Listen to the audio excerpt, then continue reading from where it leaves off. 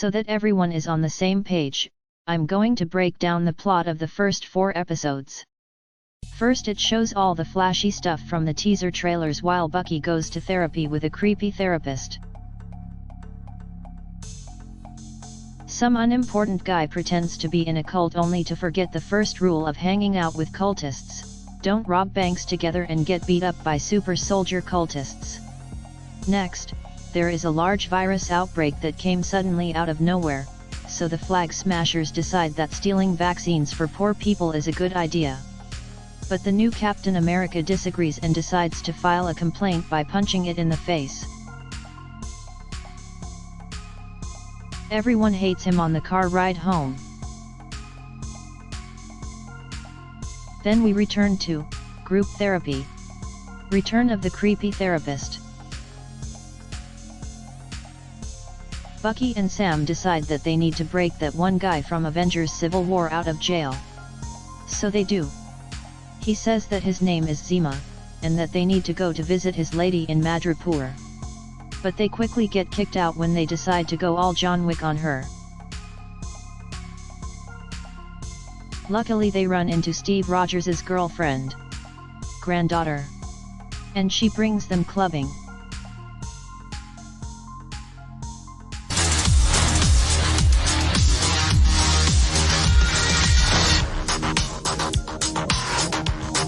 And she brings them to some scientist in the middle of nowhere.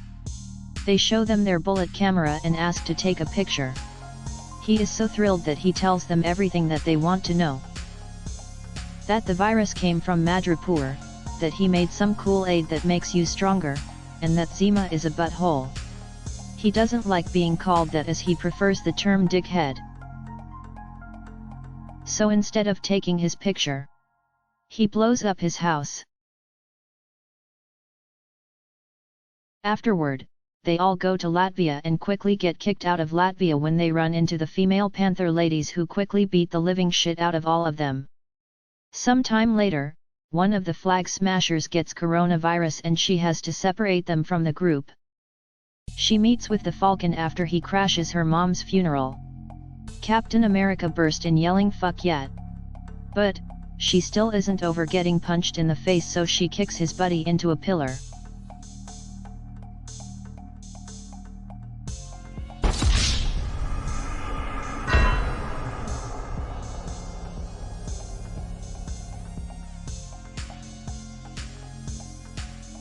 So then Captain America does his best Hulk impression and smashes his shield right into some dude's sternum. Fatality. In response, Sam and Bucky follow him to the warehouse and take back the shield. Cut to credits.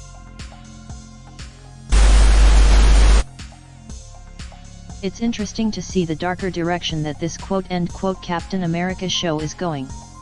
I'm madly in love with the symbolic imagery of the bloody shield, staining its iconic history. I think comparing it to the broken shield from Tony's vision of Endgame, and how the shield and its iconography reflect the Avengers and their demise. Even the blip has been warped into a dark return of now unwanted humans.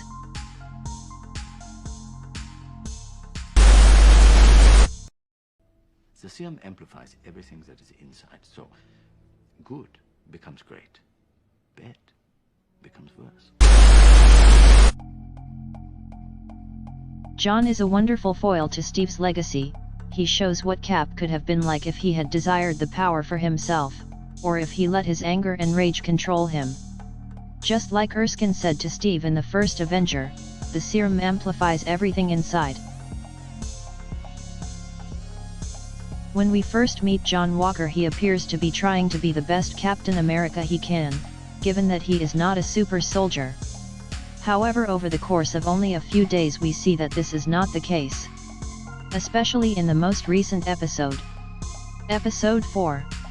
We see tics and moments of anger overcome the wannabe Avenger. Even his partner senses the change in him. Once he drinks the last vial of Kool-Aid, he turns into a total addict and struggles to wait for the next blue box of jammers. Right afterward the girls he punched kicks his friend into a pillar. Just like how Bucky got kicked off a train into a large ravine. It is wonderful to see his fall from grace be a direct throwback to Steve's rise to fame. With the parallels between the two pairs is clear that Marvel wanted you to watch them and think of Steve and Bucky.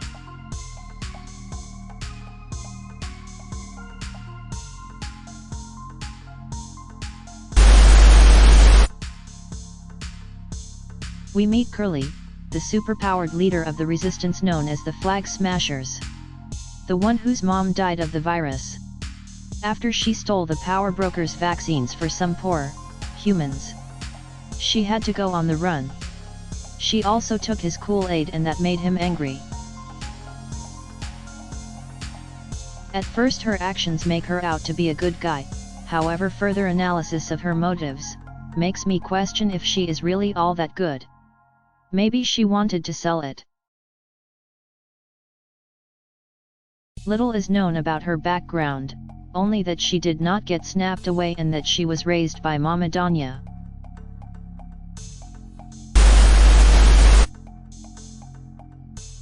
We meet up with Steve's granddaughter, girlfriend, in Madripoor, who has turned from S.H.I.E.L.D. agent to black market art dealer. Oh, how the good have fallen.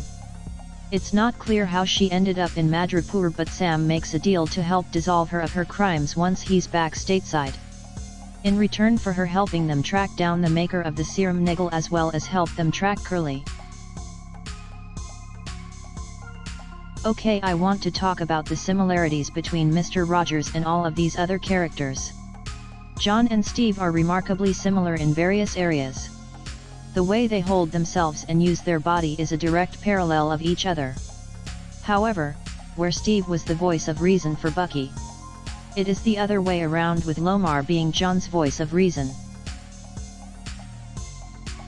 And while Steve was photographed showing an act of bravery that lives on in history, John is likely to be remembered as the man who slaughtered an unarmed man in cold blood. And because hundreds of random humans were uploading it to YouTube, it was the new fad for about a day or two. Clearly the writers have decided how to replace Cap. Replace him with two people.